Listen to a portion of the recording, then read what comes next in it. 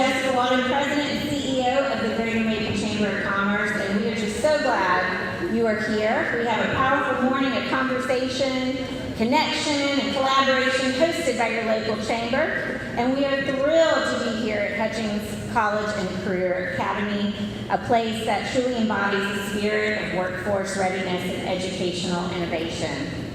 Before we begin, we would like to recognize our distinguished guests and VIPs in attendance today, but in the interest of our time, we will not introduce individuals by name.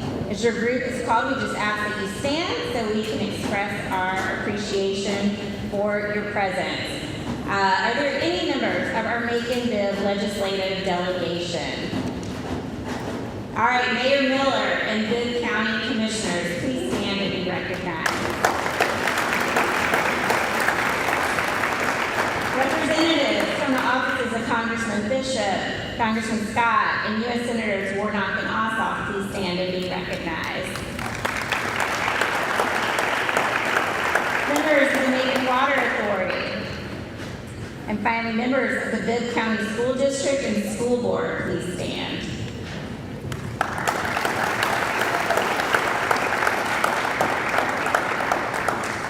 Finally, if you are active duty military or a veteran, please stand so we can thank you for your service.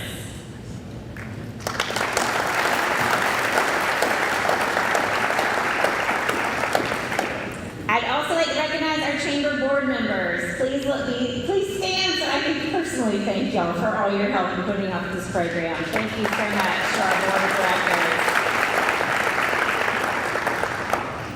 All right, now we're going to switch to our invocation. It's my pleasure to invite Albertina Timms, third-year graphic instructor at Hutchings College and Career Academy, who's going to lead us in our invocation.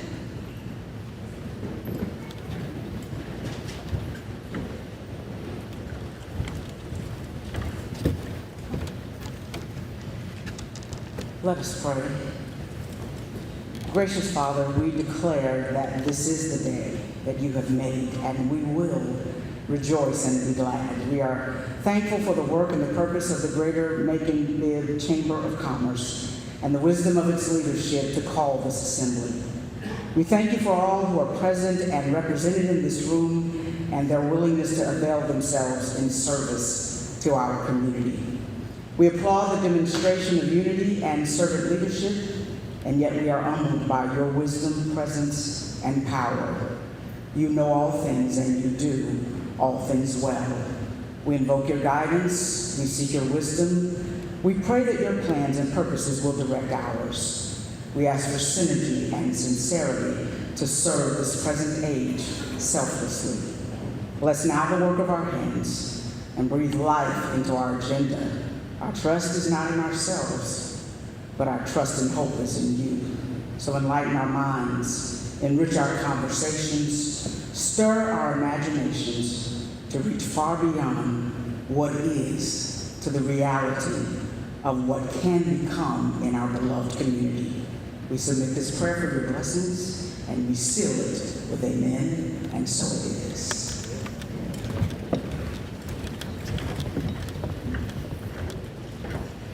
Thank you, Albertina, Ms. Timms, thank you. And at this time, please rise for the presentation of colors by the Northeast High School Junior ROTC Color Guard, followed by our Pledge of Allegiance, led by Cadet Caitlin Little. Work.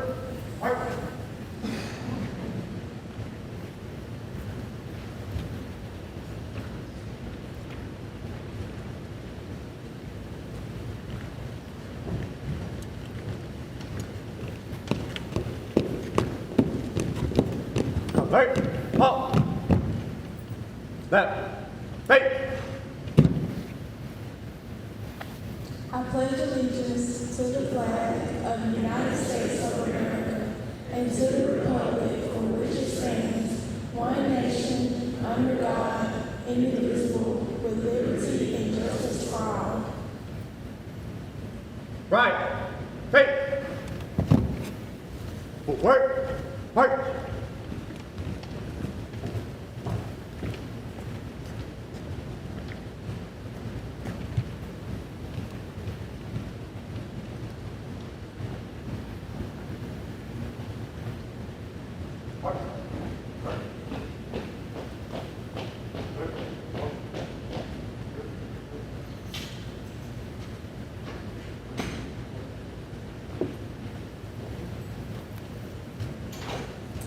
Please remain standing as we honor this land for the land acknowledgement. Please welcome back Albertina Timms.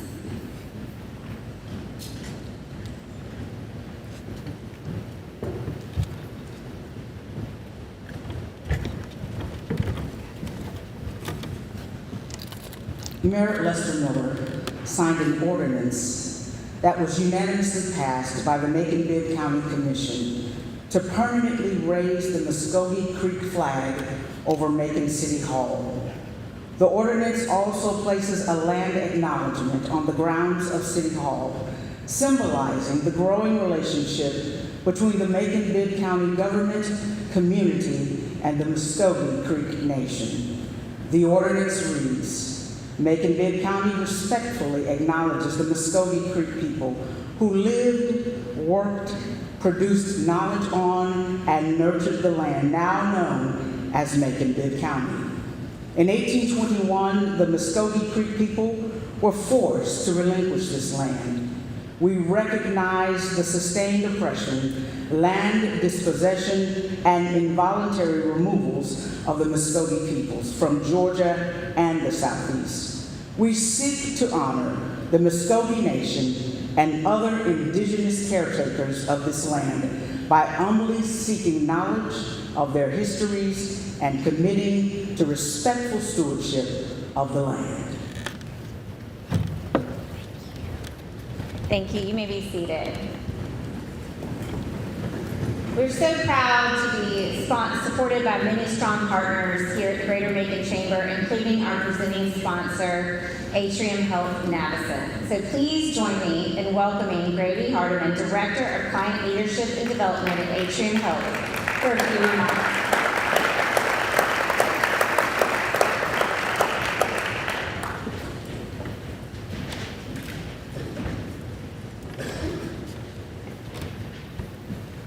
Thank you all. What a beautiful morning it is, and we kind of got a lot of that rain out of the way, so glad to have that going and have the sunshine back. But just can't tell you how excited we are to be here and represent Atrium Health Navicent, as well as the more than 25,000 students, faculty, and staff that we serve and represent across Georgia. Specifically at our 4 partner locations at Central Georgia Technical College, Fort Valley State University, Clayton State University, and Gordon State University. So really excited to be here. Our working campus care team provides primary care services, enhanced behavioral health care services, athletic training services, sick services, occupational medicine services, you name it, in a concierge style fashion for our students across Georgia. So again, it's something we're really excited about, and we're, we're just looking to continue to do that across the state as we get those opportunities. One of the really important things that we do is we focus on increasing access to health care for those populations that need it most. And our student populations are, fall into that category. When we think about opening up same day and next day healthcare services to keep students well and learning and our faculty and staff well and working, that's really vital to setting these students up for success throughout their college careers and allowing them to graduate and enter the workforce in a healthy and sustainable manner. We also know the impact that plays on our economy by bringing out students that are healthy and ready to work and thrive and really help focus on improving our communities and focusing on continuing the tradition of learning, working, and bringing value to our communities. And so some of the key things that we feel like bring value is this enhanced behavioral health support. By doing so, we can reduce absenteeism, keep our students engaged in the classroom, focusing on health education and prevention, and then more importantly, early detection and prevention to set these students up on a pathway for success. And again, as I said, these healthy students are a key to a thriving community, and at Atrium Health Navicent, we're just really excited and honored to play a role in that and partner with our universities and our educational systems across our communities and across the state. And so, again, thank you for allowing us to be here and sponsor this great event today. And if there's anything we can ever do to support anyone here or you have any questions, please don't hesitate to reach out and ask. And I just want to wish everyone a great day and just ask that you reach out to us if there's anything we can do on behalf of HM Health and Addison to support you better. Thank you. Thank you so much, Grady, and the entire HM Health Madison team for your continued investment in the future of Macon Bibb. Now we are going to transition to our fireside chat, where we will hear from two of Georgia's top leaders in education. We are so grateful that they are taking the time to be here in Macon Bibb today, leading this important conversation, bridging education with the economy. So to begin, I'm honored to introduce our moderator, a familiar face to many of us, Chris Clark, President and CEO of the Georgia Chamber of Commerce, the statewide advocacy organization representing over 50,000 member businesses across 159 counties. Chris has helmed the Georgia Chamber since 2010, guiding its mission on free enterprise, economic development, public policy, and member services. Welcome back to Macon, Chris.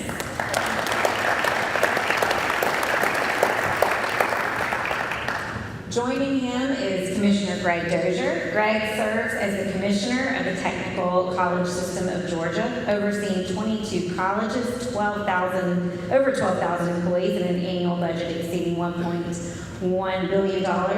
Appointed in January 2020 by Governor Kemp, he leads one of the state's primary engines for workforce development. His public service career began in 1995 in the Legislative Budget Office and evolved through roles in the Governor's Office of Planning and Budget, spanning administrations under Governors Perdue, Deal, and Kemp. Welcome back. Good to see you, Commissioner. And finally, joining the boat is Chancellor Sonny Perdue. Dr. Perdue serves as the Chancellor of the University System of Georgia, which oversees 26 public colleges and universities, serving over 340,000 students across the state. Appointed in 2022 by the Board of Regents, Chancellor Perdue leads one of Georgia's most influential institutions for talent development and economic mobility. He served as the Governor of Georgia, holding office for 2 full terms from January 2003 to January 2011. Welcome back, Chancellor. All right, Chris, I'm going to pass the mic to you. Thank you, Madam President. Good morning, y'all. That's pitiful with all the chamber people here. Good morning. So much better. Thank y'all for coming out this morning and being with us. I want to jump right into this discussion, and apparently, Chancellor, we're here because of a comment that you made when you spoke at the Rotary Club here, I guess earlier this year maybe, where you talked about aligning education with the economy. That's something I think both of us have heard you say repeatedly over the last 20 years. So maybe get us started and tell us what exactly you mean by that and what's your thinking there. Thank you, Chris. Hello? Okay, how about now? Hey, it's on. Just slow coming on like me. Good morning, everybody. It's good to be in Macon, and this part of Macon. Mayor, I can't ever come to this part of Macon without remembering Coach Billy Henderson. Obviously, right here. It's been a wonderful time there. And by the way, I know my jacket is out of season this morning, but I looked in my closet, so I'm going to Macon. I'm going to wear my cherry blossom jacket in honor of my sweet friend, Carolyn Craig. That's what I'm doing. And then to answer your question, that wasn't the question I studied, though. Naturally, education, and you've heard me say, I believe is one of the most transformative things that can happen to a person. And as people invest in their education, that's a value that leads to a job and a career in that way. Our role at TCSG and USG is to prepare young people and not so young people in order to better their skills and better their opportunity to thrive in the economy. I guess, Greg, I think I learned that from Zella Miller early on when I saw the flywheel effect of higher education and then the economy. And that kind of got really embedded in me, and understanding that was really the essence to a better economy was better education. You also heard me say, Chris, that when I was governor, we'd be recruiting companies to the state, And they would want to know, what are the tax incentives? You remember that? That's right. You participated in that. What are you going to pay me to bring jobs to Georgia? Now, you know what they ask? Where are we going to get the talent? And where are the skill set there? So that's why education is so important in the overall economy. I like to say, where higher education goes today, Georgia will be there in 30, 40, 50 years. I feel like our technical colleges have been on the bleeding edge of that idea. I mean, most closely aligned with what happens with manufacturing, logistics, with businesses in the community. So give me your thoughts on that idea of how you align. Yeah, great question and a great kickoff to truly a partnership across all of our education partners to make sure we're focused on the future workforce. TCSG, as many of you know, when the Chancellor was governor, one of his tenets was to have a better educated Georgia. And that better educated Georgia included a shift from our department being the Department of Adult and Technical Education to the Technical College System of Georgia. And it's really been a shift of looking at a great state that for many, many years, as the Chancellor mentioned, governors over governor, bringing businesses to this state, and us understanding how we connect the training and education pathways to those jobs of the future. And so we've been very blessed. TCSG from before I got here knew that our mission was to mainly focus on a global workforce for the future for this state. And the neat part of that is when you look at that doesn't mean it starts or ends at TCSG. It starts well before us, and the pathways beyond us connect to the Chancellor, to private colleges. I know Jim is in here somewhere. And it really provides a pathway for future success for our citizens that are here today. And so we're very, very blessed to focus specifically on the technical training for the future. We're also blessed to really kickstart someone's pathway all the way to a PhD with our partner here on the stage. So it's incredible. I want to follow up on that partner idea here for a minute because, when I was growing up, there was the technical college system, the university system, and the two never met before.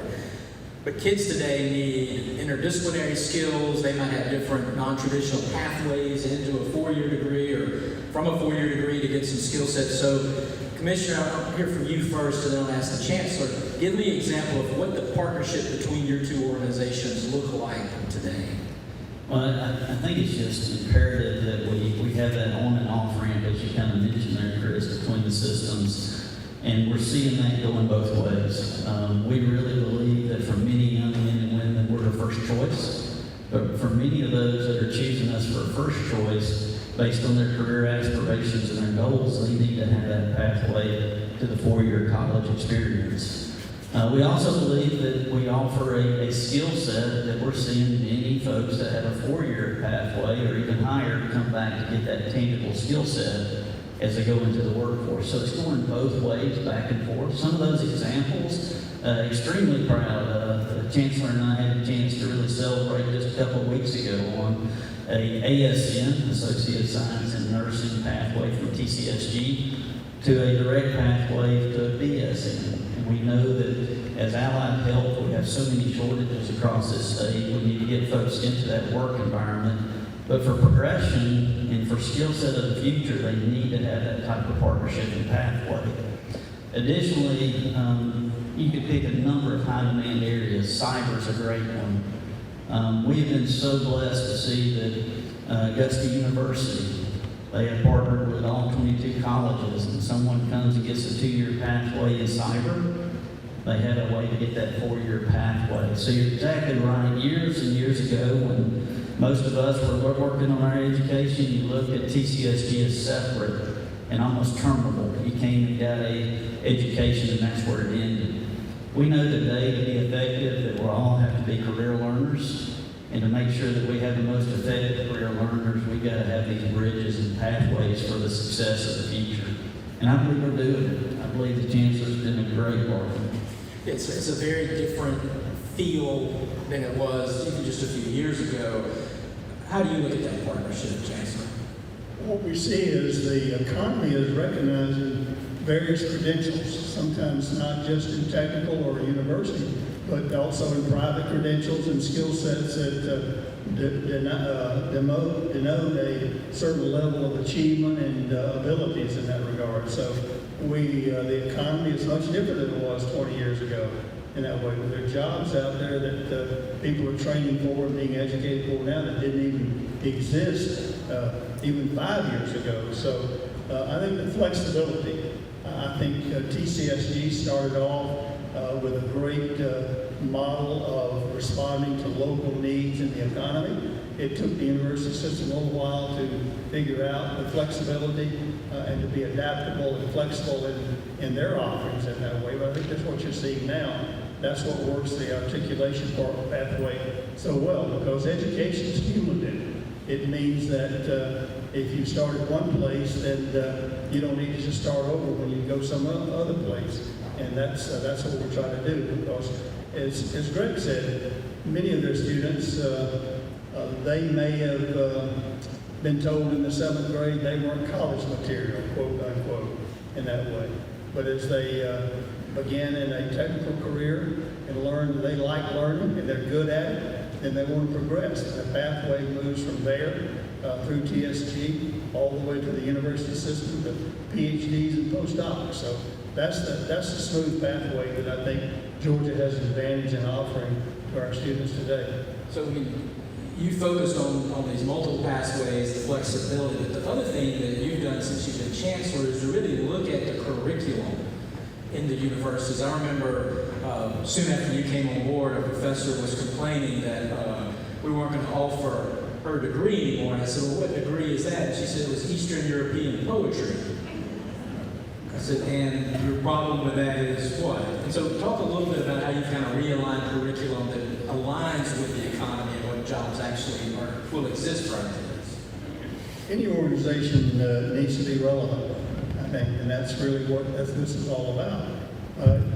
It creates sometimes some anxiety for a faculty member that's taught a particular course such as you described over the years, and that's their passion. But when we have a policy in the USG, when there are less than 10 graduates in a course, we put them on notice there that is subject to be terminated after those students age out or study out of that course there. So we've eliminated and we've changed some courses, much to the chagrin of some faculty members that was their jam, but it wasn't the students' jam, and they couldn't find any jobs that align with those kind of careers. So we're trying to make them really a workforce here for the state and for themselves. And if they want to go on their own and dive into Eastern European poetry, then God bless them. But we don't know that we've got to provide that at our university system for all those kind of esoteric type of courses or interests that people may have in there. So there's a process of eliminating and modernizing. Greg mentioned cyber, data analytics, all those kind of things are new offerings that the workforce and the companies we're recruiting here to Georgia are demanding. And we're also now looking more to these companies that come to Georgia recruiting, working with our Department of Economic Development, to actually ask companies, what is it you need that we're not providing, so we can create curricula that match your needs in the workplace.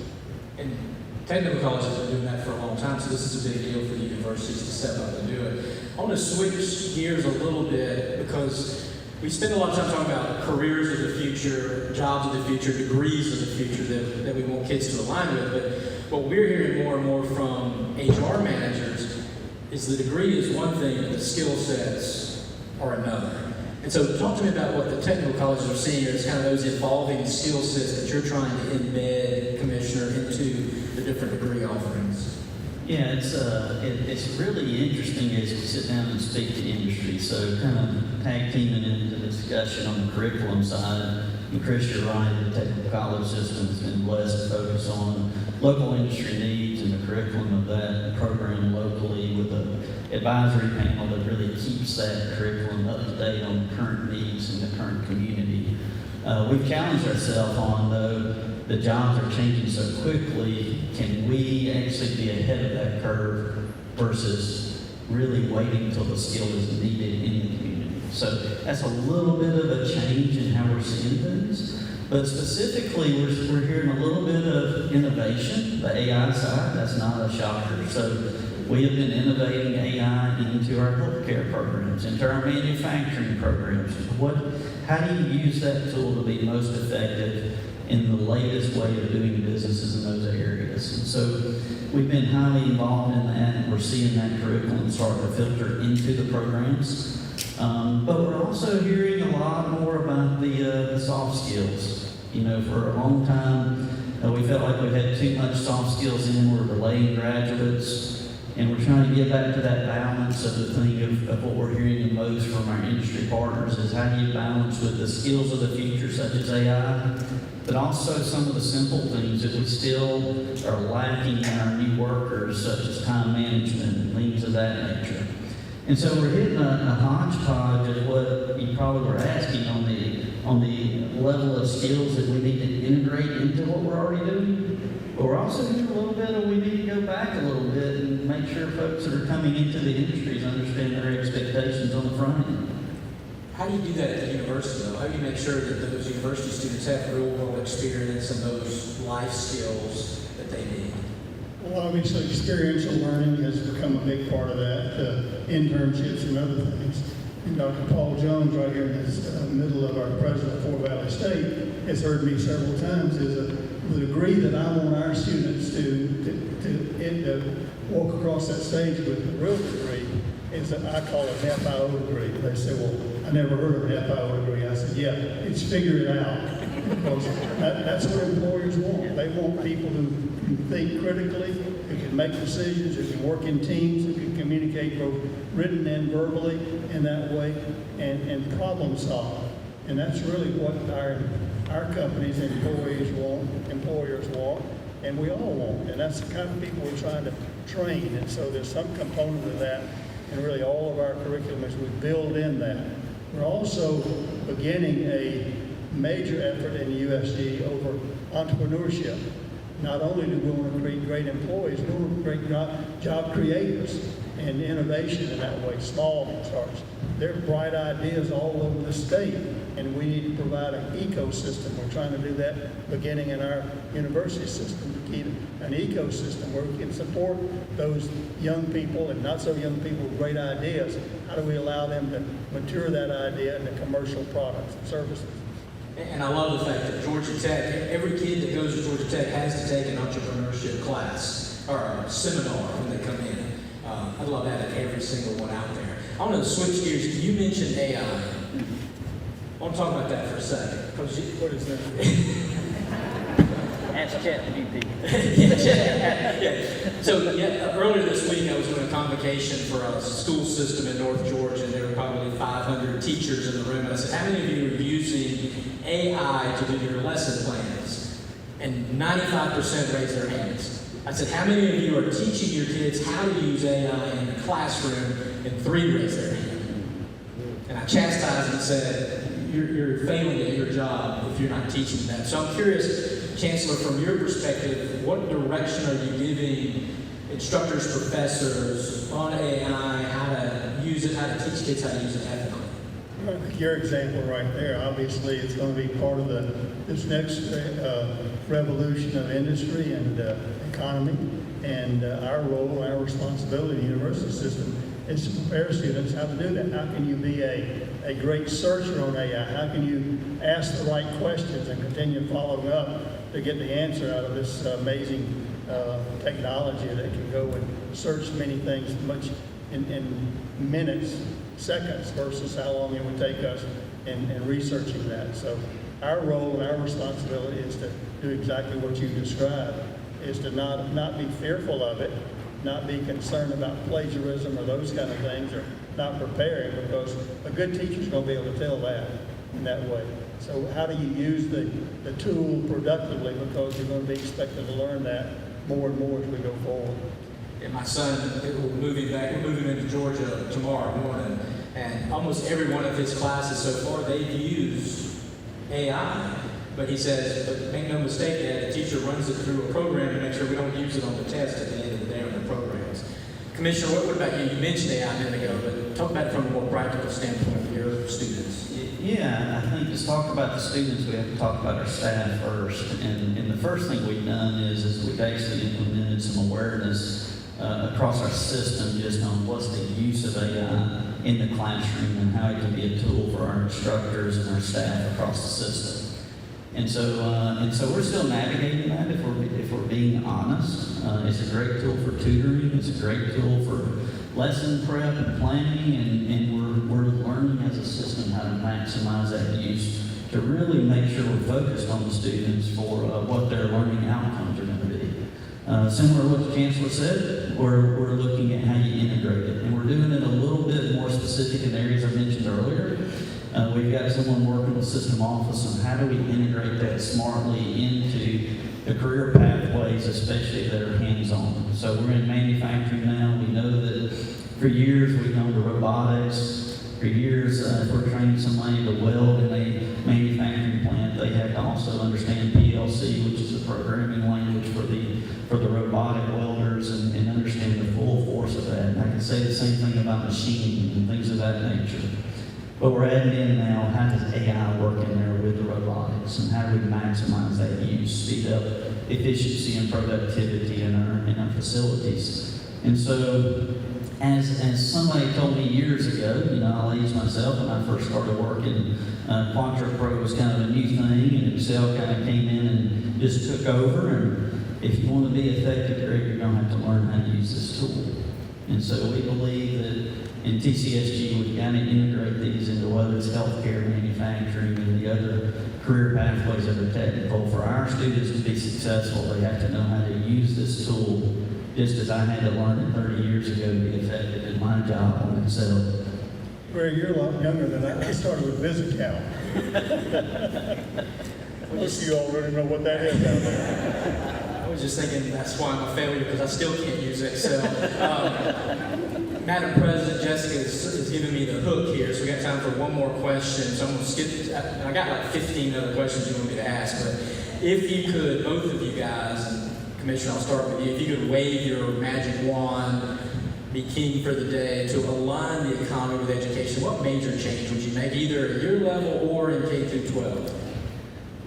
Chris, I went back and forth on that question when I knew you might ask it, and I'm really excited where we are today. I think if I could wave my magic wand, really this pathway of on and off that we're kind of deep in, but we're kind of still new in, and all of K-12, TCSG, independent colleges, USG.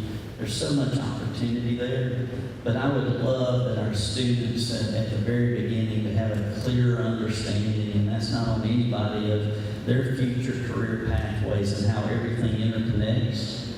And I think the sooner we get that understanding, the better off we are in the future workforce. The other thing I thought about is we have some big gaps across Georgia, and those gaps are no secret. We've got some allied health gaps. We've got also some gaps around cyber and technology. And I love some regional, and it was funny last night to kind of kick off a regional concept of a regional healthcare hospital. High school here, and it was a great event last night. Many of you guys were at. But I thought, how cool is that to kind of kick off an idea that maybe we have those regional type approaches across this state that are really knocking out some gaps we have in workforce that really impacts our daily lives. And I think that what we had last night special, and it can kick off something for the future that's even bigger and more global. And Del Vecchio is very happy about that new program, right? Chancellor, what about you and your magic wand? I looked at that question as well, and I didn't know the answer. I checked ChatGPT.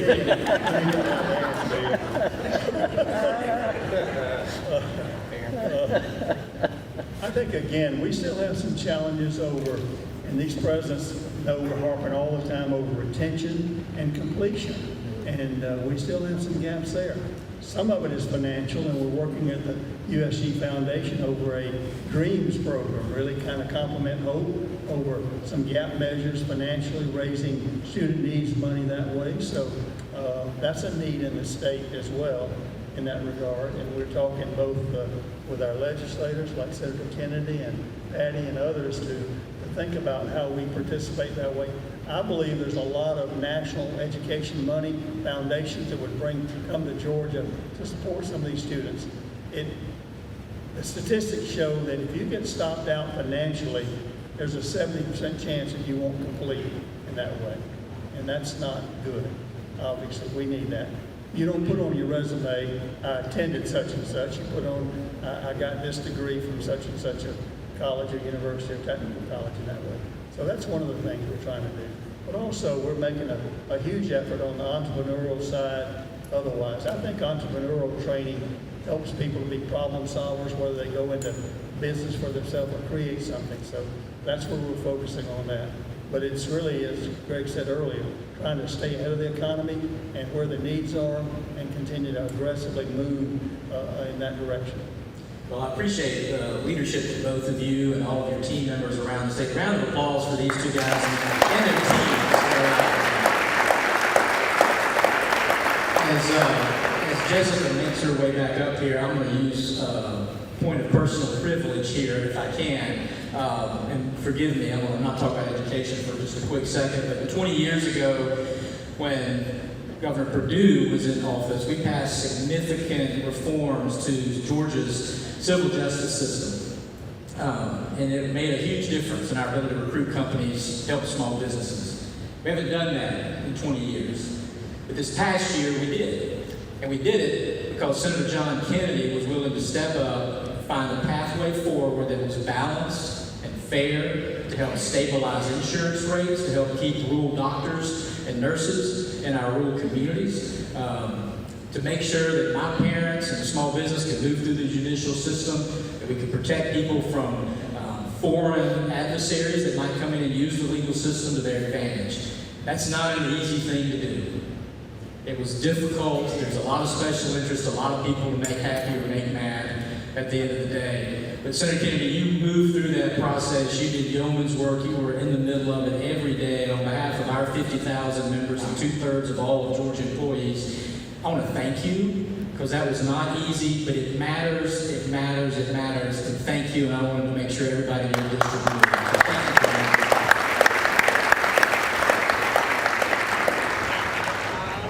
Before you leave, let me hand you each a gift from our Macon community. We wear it on our sleeves, but I'm going to give y'all a chance to wear it on your feet. These are some socks. Chris, I know how much a fan of socks you are.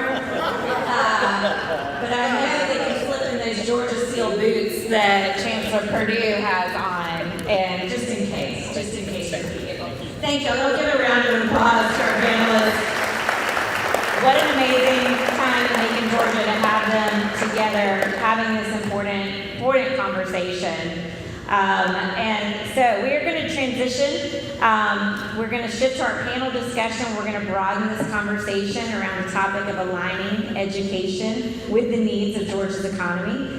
If time permits, at the end of the discussion, we will open the floor for questions from our audience. You can submit your questions using the QR code on the tables.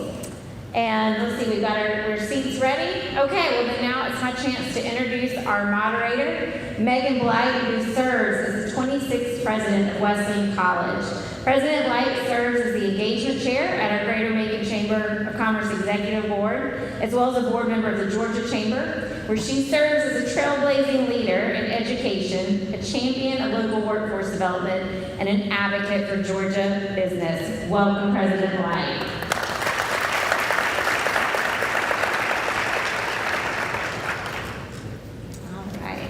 Joining her on today's panel is John Kennedy, President Pro Tem of the Georgia State Senate. Come on up, Senator Kennedy. Barbara Rivera-Holmes, Commissioner of the Georgia Department of Labor, our new Labor Commissioner. Welcome, Commissioner Holmes. Dr. Dan Sims, Superintendent of the Bibb County School District.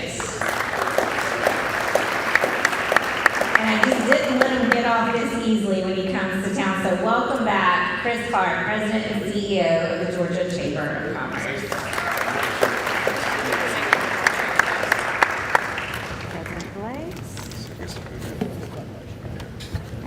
I'm gonna hand you this mic. There we go. You're not seated. You're gonna stand, right? You're seated. I'll stand. Am I standing? You're standing. All right. You're standing. And then I'll just take your You two are gonna share. Chris was real entrepreneurial. He brought a chair up, and I'm supposed to stand. So, Sorry. Speaking about the entrepreneurial culture, thanks, Chris. Thank you so much for all of you being here today. I'm going to dive right in. There's a lot of good questions here. And I saw our mayor grab my cue cards and scribble some ones he wanted to ask, so I'm going to just get right to it. So let's take a moment to just introduce yourself briefly, the role you represent, and what does aligning education with the economy really mean to you and your role. We'll start with Senator Kennedy. Please. Sure. Thank you. Hello? Is this on? No? Hello? Is it There you green? go. Now it's on. Hello. There you go. All right, great. Good morning. It is great to be with y'all. It's great to be home. Thank you. And thanks to the Chamber. Chris, thank you for your kind comments. I've got two other things to speak to today. Could you just follow me around, please? That'd be great. I have the privilege of representing so many of you in this room as I've served for the last 11 years as Senator for the 18th District, which includes a lot of Bibb County, part of Houston, and all of Monroe, Peach, Crawford, and Upson counties. And served for the last 3 years as President Pro Tem of the Senate. I am really, the thought I have right now, Megan, is how incredibly grateful I am that we have a community that has thought leaders, like you just heard from on the stage, with the Chancellor and the Commissioner, and also our Chamber, state and local level, that recognizes the importance for our next generation so that they can be a part of that Georgia dream and that American dream. We've got to give them the skills, we've got to be thoughtful, we've got to make sure we continue to bring in business in Georgia, which we've done a pretty good job at for quite some time now. But I'm right now just extremely grateful that we're talking about this, because the first step to solving any issue is A, shining a light on it, making sure everybody realizes we've got an issue, we've got something to work on. So I'll pass this mic. All right, well, good morning, everyone. I'm Barbara Rivera-Holmes, the Commissioner of the Georgia Department of Labor, and I'm honored to serve under Governor Brian Cadman. Prior to my role at Labor, I served for years as the CEO of the Albany Area Chamber, the head of our development authority, and as a member of the Board of Regents of the University System. So I've had a first-hand look and really hands-in and witnessing what it means when we align our education to our economy, and that's critical because what I realized very early on as an economic developer is that we had jobs. We just had misaligned, and so we needed to ensure that the output from our educational partners matched the input from our employers. And here in Georgia, I'm just so proud of the initiatives that we've taken to do just that. It's one of the reasons why the governor's high demand career initiative is so important with establishing this high demand job career so that our students know what's hot today, but what's forecasted as well, and then aligning with our educational partners so that we have the skills, the training, the education, so that students can find jobs here. And when they see opportunities in Georgia, they will choose Georgia. You have your mic. That's a better mic. Good morning once again. Dan Sims, superintendent, proud superintendent of the Bibb County School District in the city, great city of Macon. As I think about aligning education to the economy, we are the holders of 21,000 sets of dreams and hopes through all of our children. And it is so important for us as a school system to ensure that we talk about education, we talk about experiences, we talk about the curriculum, exposures, and everything surrounding that will make the student say yes. In terms of making sure that there's an alignment between education and the economy, it's incumbent upon us to continue the great relationship that we have with government, with the industry, in the city, so that we know firsthand what those demands are, what those opportunities are, and then translate that to an experience throughout the K-12 spectrum that will cause a student and a family not only to see the opportunities, but to be compelled to move forward. And absent of experiences, hands-on and otherwise, it's going to be very difficult to create that alignment. So our role, of course, is to ensure that children's eyes are open, that their brains are tapped, and that they become eager across all levels to want to take that next step for the opportunities in line with what the economy offers them. And in hopes, ultimately, of reversing cycles of poverty and reversing the success of communities across the world. Just say amen and move on. Is that thank you for what you do. I appreciate you. I'll make it a little simpler. Between now and 2030, we're going to lose 12 million American jobs to artificial intelligence. Those are low-skilled jobs. As Bruce Springsteen said, those jobs are going boys and they ain't coming back. Right? By 2040, you could lose another 20 million white-collar jobs. And so our job right now, we know where the economy's going. We have to make sure that students have the skill sets they need for whatever might come their way. Interdisciplinary skill sets. So we're really in the business right now of AI-proofing the future of every student in Georgia and every worker in Georgia. And so that's what it means to me and the Georgia Chamber to align the economy with education. And Chris, is that what you're hearing from Georgia employers around concerns around workforce readiness? Is it these types of gaps?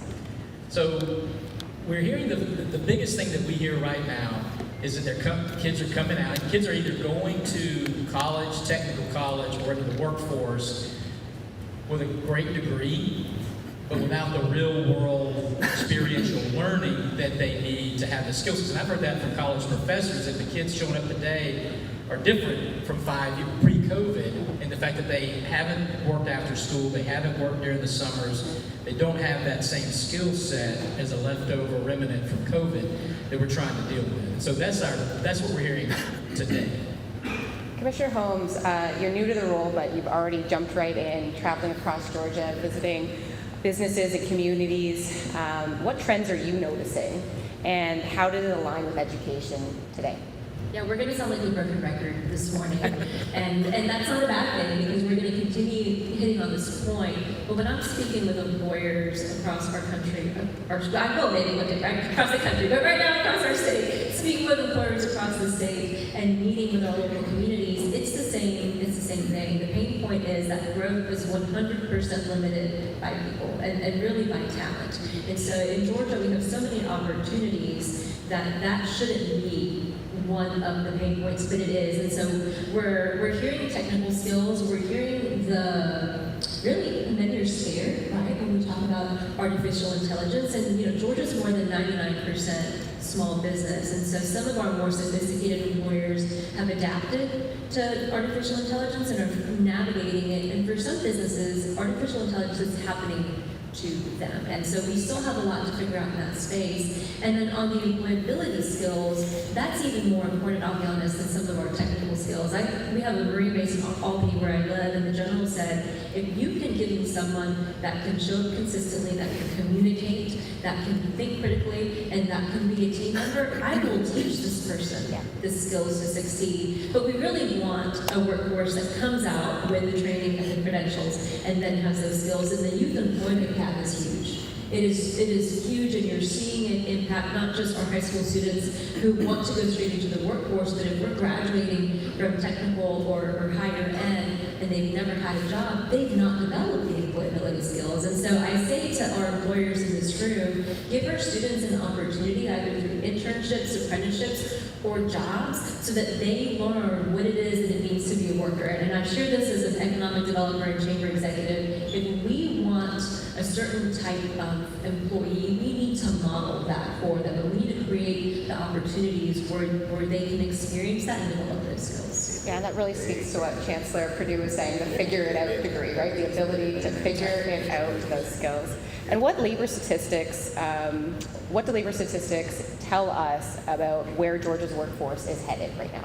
Sure. So right now, Georgia just surpassed the 5 million jobs mark, which is a historic benchmark for our state. So that's 5 million people and families who have opportunities. That's 5 million dreams, and that's 5 million reasons why people continue to choose Georgia. And we've had steady unemployment at about 3.5%, still significantly below national unemployment, and we've created nearly 40,000 jobs. But we're still seeing fluctuations in the economy. And so you're seeing some pressures on the manufacturing sector with global supply chain challenges. You're seeing food services and hospitality with some pain points as well. And so what we see is that we in Georgia continue to have opportunities. The economy fluctuates. It is natural for sectors to go up and down. That's just part of it. But what sets Georgia apart is that we see challenges as opportunities to innovate. And that's really what allows us to continue to lead here in Georgia.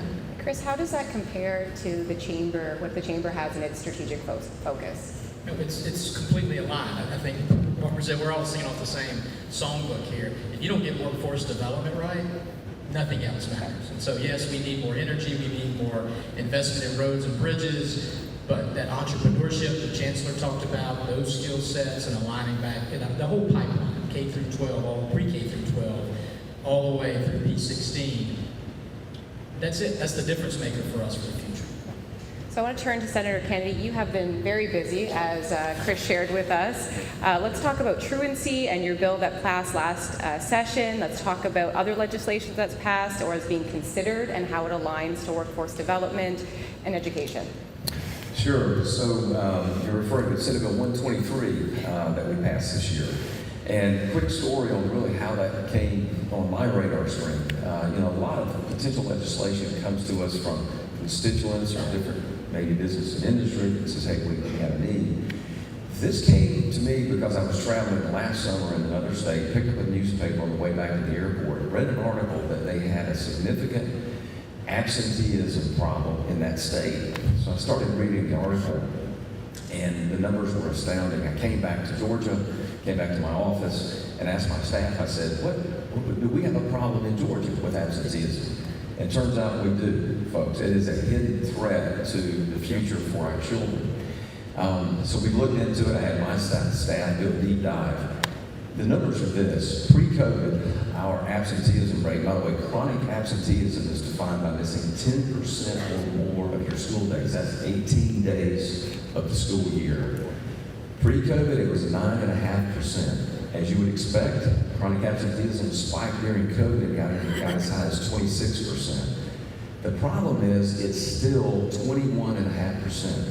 Let me give you a number that'll knock your socks off, Chris. You don't have any on, but it'll knock your socks off for those of you that wear your socks. That number represents 360,000 school children in our public school system that are chronically absent. Let's be honest with each other. If they're not in their seats, they're not going to learn to read at the literacy levels we need. If they're not literate, they're not going to graduate. If they don't graduate, they're not going to be a part of the Georgia dream, the American dream that all of us in here want for them. It is a critical problem. So I put a bill together. Long story short, it calls for local school systems to have a team that's put together to recognize the problem, try to determine what the issues are, and fashion local solutions.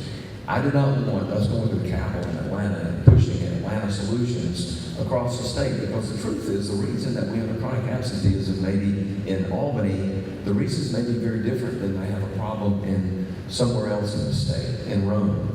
And so it calls for a local recognition of this problem and local solutions. But we're not done. And when I presented the bill to the House and the Senate, I said, this is not a silver bullet to fix this problem. So I formed a study committee. And actually we have our first meeting today, this afternoon at Mercer University. We're going to have meetings around the state for the rest of the summer. And we're going to hear from thought leaders. We're going to hear from national leaders on chronic absenteeism. We're going to hear from some people that are locally trying to address the problem, and also from some areas that they haven't quite gotten a good fix on it yet. But the point being, as I said earlier, before you can start talking about a solution to a problem, we've got to first recognize we have a problem. And that was part of the reason I passed the bill, to focus on this issue. And so it's something I'm passionate about. I think it's something we can all come together and try to find those local solutions. And finally, one of the things I hope to start coming out of this meeting today that we're going to have in this public study committee is an understanding of why do we have chronic absenteeism. Because the truth is, it's not all one thing. I suspect we're going to learn that it's transportation issues, it's at-home family issues, it's a lack of connectivity with the school issues. We can keep going, but we've got to learn what those problems are so we can try to fix them. Sure, glad that you picked up that newspaper and got that plugged in immediately. How can we ensure that state leaders ensure that policy keeps pace with these rapid changes and needs, whether it's in industry, education, technology, and that you're staying abreast of it all? You know, I think it all begins with communication. As most things in life, rarely, if ever, is less communication better, right? And so that's why I began my comments of how grateful I am for the forum that we're having. I thank the Chamber, Jessica, thank you for the thought of putting this together, because this is where conversations begin, ideas get action, hopefully action takes place. So that's where it begins. And I think there's an obligation on us legislators to be thought forward as well. We try to do that, we try to think forward. I think maybe one example of where we did that in the Senate was last year we had an AI study bill. Legislation has not come from that yet, but I hope that it will, and we may see some legislation next year. But again, it's trying to, if not get ahead, at least not get run over by some of the things we're talking about, but hopefully from a thought standpoint, try to get ahead of it. Dr. Sims, how are K-12 systems like Fifth County Schools preparing students, not just for college and careers, but economic opportunity? Yeah, great. So in our strategic plan, we have what we call our 4Me learner outcomes. What we clearly call, with no emphasis on one over the other, 3 ultimate opportunities for our students upon graduation. That is to be matched and enrolled in college, molded for entrepreneurship, motivated to enlist in the military, or meaningfully employed. And as we think about the meaningfully employed portion of that, that is where we want to ensure that while we want to focus on college and other opportunities, the students have rich experiences while they are with us, exposures, in order to make that happen. Y'all do me a favor, don't touch that wall, because on the other side of that wall is some hot stuff going on. And that wall will burn you with the College and Career Academy that we have in place, with over 18 robust pathways. We actually saw some students in here this morning, I think there are a couple in the back, part of our audio visual. We have everything from robotics to aviation to healthcare, over the horizon, advanced manufacturing, and hot off the press is AI and electric vehicle technology, and our Innovation and Technology Academy, which is on Eisenhower. Special thanks to our mayor for being critical to making that relationship happen and turn into an experience now that gives us even expanded pathways for our students to complete. We recognize that every student won't be able to go through these particular vehicles. So even in our schools, we have CTAE programming. And I know y'all remember the time back in the day when the middle of the day would come and these 2 buses would come in front of the school and some kids would jump on and go to some other space. You know, we're back to that now in the form of this College and Career Academy. What's happening in our schools is also a pathway opportunity for all of our students to complete, so that they have exposure to as much in line with the demands, and it's doing a great job for those students who are taking advantage of it to prepare them for the next level.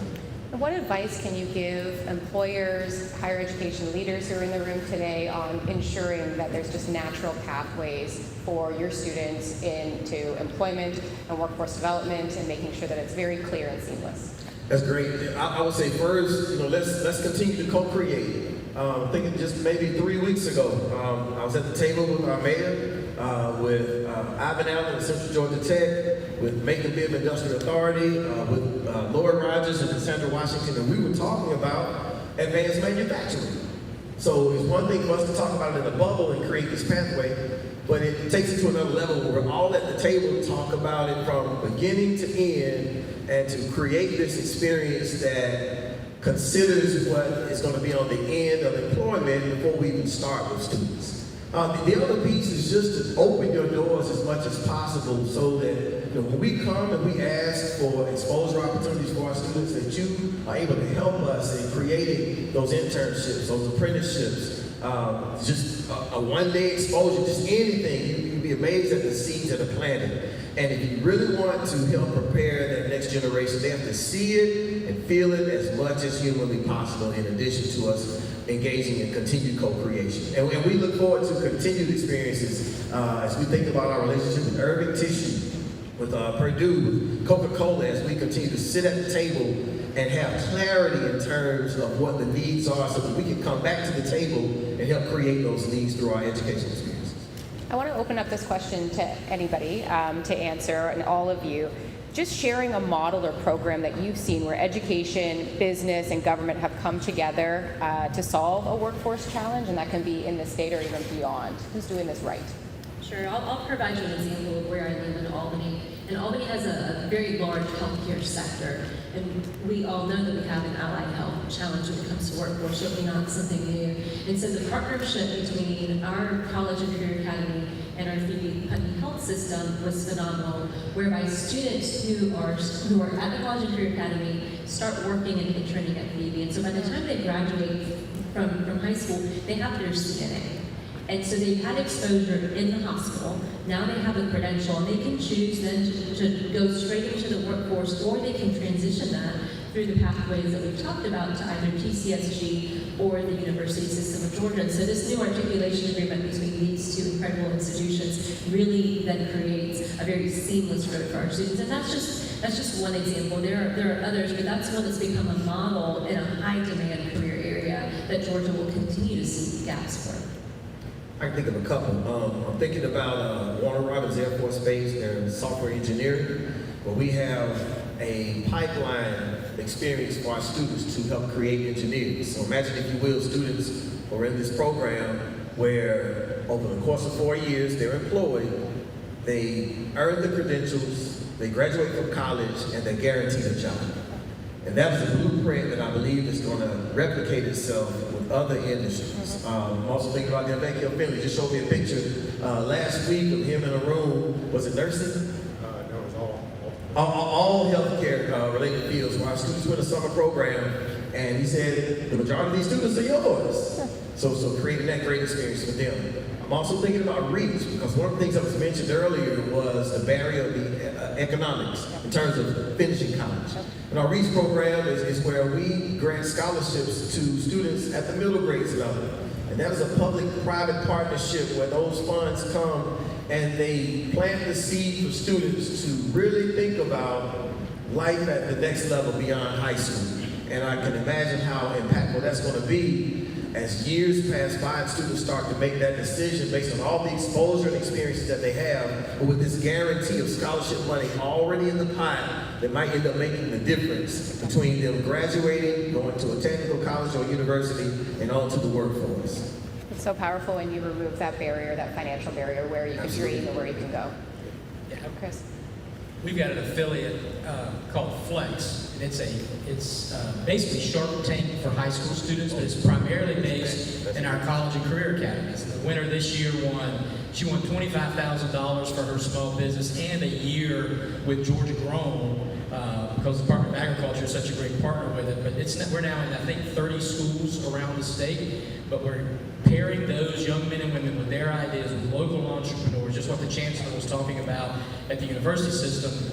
We got to instill in them that idea of taking a risk, creating your own path, be creative and innovative in high school. But the fact that this is focused on college and career students is giving them all kind of opportunities. And so I don't know if this College and Career Academy is doing that program yet, but I'd encourage you to do. We are great. That's right. Y'all won the first. I forgot. Sorry. Y'all won the first year. So yeah, great program, and I'd encourage every system in the state to adopt it. Thanks, Pam. Yeah, I'm glad you mentioned that. Flex is incredibly amazing. But what's most amazing about Flex is while we have this first place winner, you have a second place winner, a third place winner, you have your local winners, and whether those students win or not, they are still in business.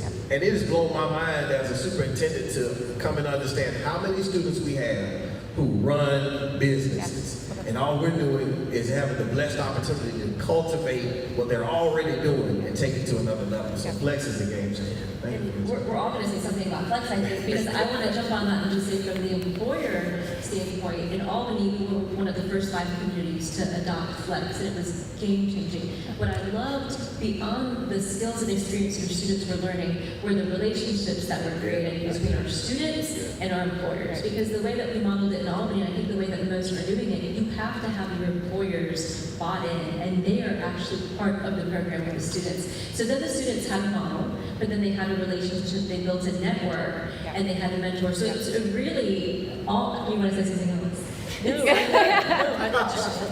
Tell us, in Albany, aren't y'all also setting up a pop-up shop for students downtown? We are, yes. So thank you. We're having our own conversation over here. So we did. In Albany, what we've done is taken it one step further, because we do have these students who are now business owners, and created a pop-up space in our riverfront downtown so that they can sell their wares or their services and, again, have that experience. So we really are, we're creating businesses through Flex. And we're creating the opportunity for that connection with the employer, which I think is the most important piece of this workforce development part, and from my perspective, is that connective tissue between education and the employer and the economy. But it's not just ethereal, right? It's something that is very human-centered, and you have to have those relationships. And so the pop-up is really exciting for us, because now we're promoting these students, we're promoting their businesses, and now you can go to a physical place. They all have online platforms, right? But you can go to a physical place and support them as well. Create an entire ecosystem around entrepreneurship and matching and talent.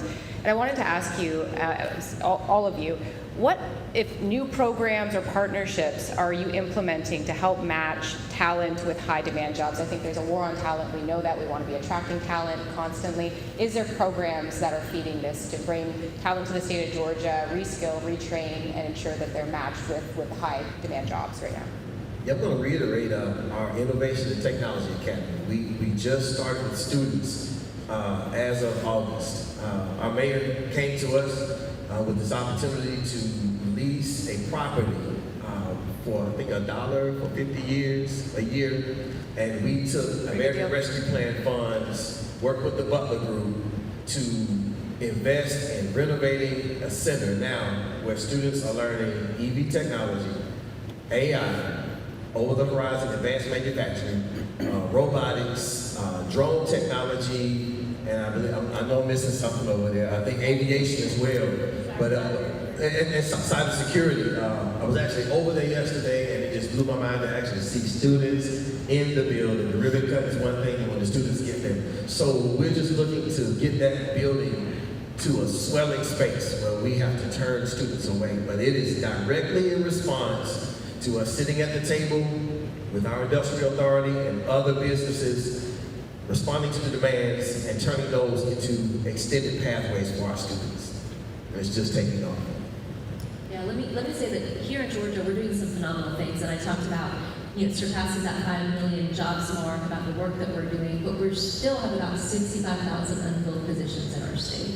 And so what we're finding is not only do we need to ensure that the people that are actively looking for work, more traditional workforce, are upskilling, reskilling, and finding their way, but we really need to work with opportunity populations. And so one of the programs I'm very proud of, the Georgia Department of Labor, is called Walking the Last Mile to Reentry. And it's second chance hiring, which is something that's been important to the Georgia Chamber, it's important to Governor Deal, and has been important to this administration. And so we're creating pathways and opportunities for our previously incarcerated population to transition into the workforce. And Georgia, sadly, unfortunately, has a high rate of incarcerated people. And so when we create these opportunities, and the Walking the Last Mile, it's about ultimately the job transition. But we know that there are a lot of barriers. So it could be housing, it could be mentorship, it could be access and transportation. And so we've created an ecosystem that really allows for this transition.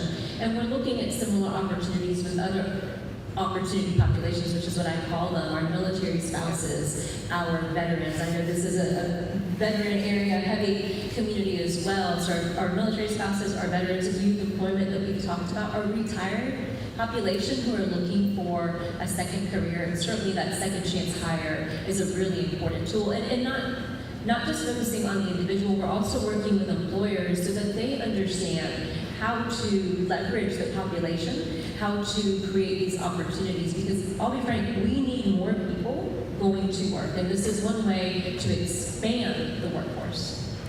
I just said, we've got a partnership right now with JP Morgan Chase. We're developing a new career pathway for clean tech, which we've seen grow in Georgia 23% over the last 5 years. Those are average jobs paying pretty soon out of school or with a certificate, about $128,000 a year. I think we've had somewhere in the neighborhood of $30 billion worth of investment. And so that's everything in the energy space, the clean energy space, a lot of advanced manufacturing. And so we've been working with the state school board on that with all of our employers, and hopefully we'll have that new pathway ready to go, if not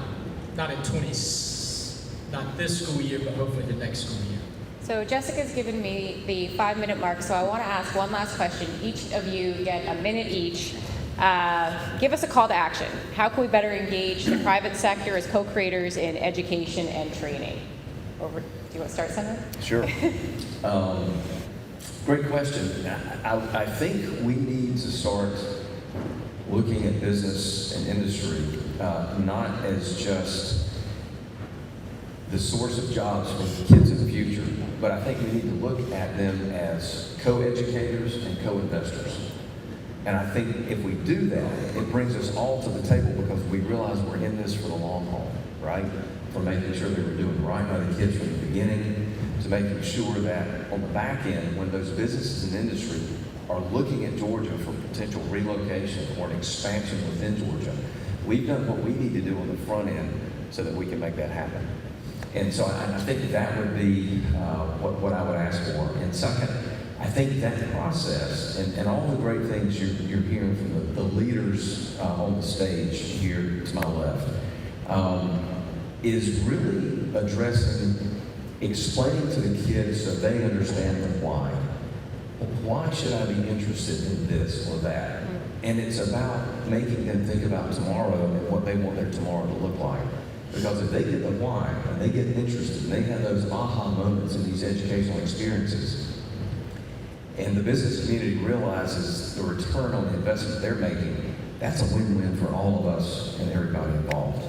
Education is still the surest form of social mobility, and just really understanding that why. It is, and education, the two greatest things someone can earn are a job and an education, and they go hand in hand, and that will transform lives, communities, and certainly our state. But I'm going to give you a list of things, and it may be a summary of things that we've talked about. But first, we need localized solutions. We have state solutions that we then need to tailor to our communities. What works for Albany's healthcare industry may not work for Macon's aerospace, it may not work for Savannah's logistics, so you need localized solutions. Take the high demand career pathways that have just been codified through the legislature and activate those in your communities. Put your employers around the table with your educators, around the table with your students, and make it work. I would say also look at your opportunity populations, make sure you're finding ways to engage your veterans, your military spouses, your second chance hires, your students, your retirees, because that's a wealth of knowledge in many cases that we can engage. Work with your chambers. I'm so glad to be here at the invitation of my longtime friend Jessica. And of course, we have in the back, I wanted to give a shout out to April Bragg from the Warner Robins, the Robins Regional Chamber, another friend of mine. Make sure you're connected to your chamber. You're here, so I'm speaking to the choir, but invite others to the table to be part of this as well. To your point, give those students the opportunities, whether it's internships, again, apprenticeships, or jobs, to see what's happening in your organization. But just as important, give your educators opportunities to get on your business campuses, because they're the ones in the classroom with the students. And if they can't connect the dots between what they're teaching and what you need out in the field, then your student isn't going to be able to see the relevance. And those are some examples that will really, and many communities, I will say, are doing this in some form, maybe not all, but we have to keep at it and recognize that it is a long play. There are some short wins to be made, and there's some short plays, but this is a long play. Great advice. I have three things. One, continue to join us in co-creation. Like us at the table together is going to make all the difference in the world. So as much as we can sit at the table and work out plans, it's going to make a huge difference. Number two, I want you to set an ambitious goal that not a day passes that your business is open and a young person is not behind the scenes with you. I know that's ambitious, but imagine if you were every single day, there's somebody young behind the scenes watching, learning, asking questions. And then number 3, as we talk about exposure for students to industry, let's make sure the industry exposes itself to students. I'm drawn to Piedmont, who's adopted one of our schools. You know, it's adoption on steroids. And what they don't realize is their presence in that building is way beyond helping. I believe students' eyes are being opened and they're going to start asking questions as a result of that. So if you have not done so, grab a school and adopt it and see how far that adoption can go to not only help the school, but help children see something they've never seen before and then make some decisions on the next level. I'll give 2 policy solutions. Number 1, we've had a bill before the General Assembly the last 2 years that we haven't been able to get out that would offer seminars in high school of life skills and workforce skills.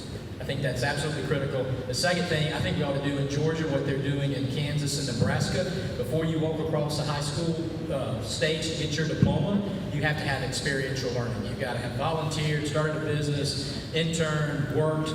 I think that ought to be as much a part of walking across that stage as going to class every day. Couldn't agree more. Okay, please join me in thanking our panelists.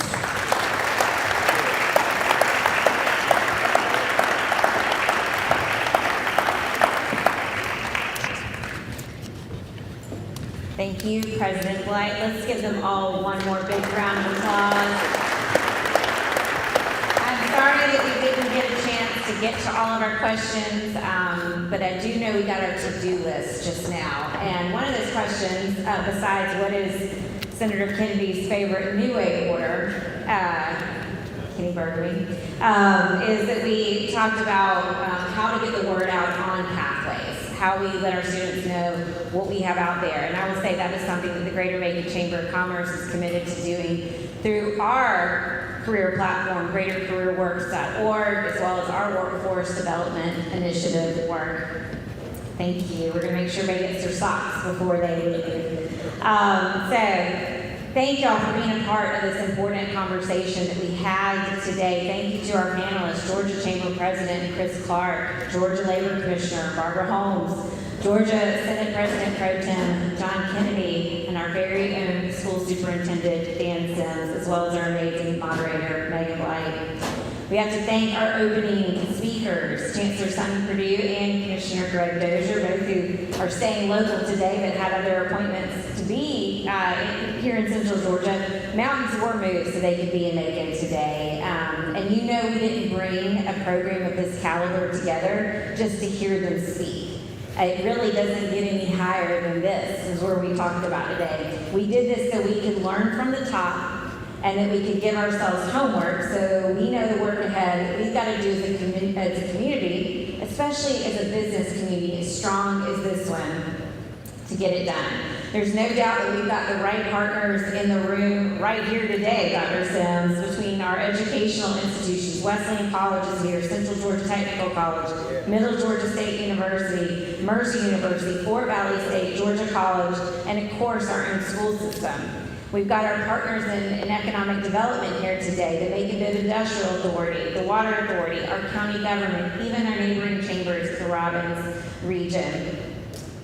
And, we're here today because we're greater together. And as Dr. Allen so beautifully said it last night, when CGTC made the major announcement of one of the most innovative ideas of a healthcare high school coming to our region that's going to change lives. It's not about us. It's not just about our economies. It's about the ones surrounding us in the classroom on the other side of the wall here today, and the next generation, and the next generation. So that's the benediction today. Let's leave here and take this incredible time that we have to motivate us with the wherewithal to all work together and align our education with not just our economy, but opportunity. So thank you all for being here today and participating in this ultimate homework assignment, as I want to call it.